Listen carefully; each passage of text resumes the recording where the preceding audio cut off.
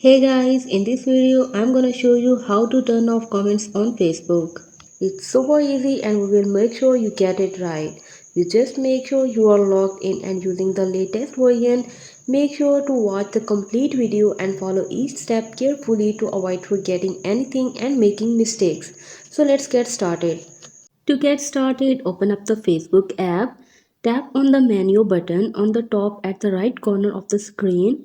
Now tap on your name at the very top to go to your profile. Now scroll a little down to reach the post from where you want to turn off the comments.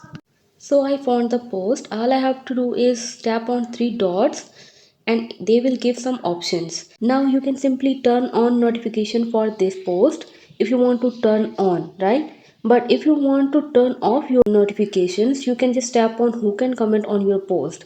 Here it's public, friends, friends of friends, and all these options. But if you want to turn off the comments, you have to select profile and pages you mention and then tap on done button, and now it will turn off the comments from your profile. So guys, please support by commenting, liking, sharing and subscribing to our channel for more valuable content in the future.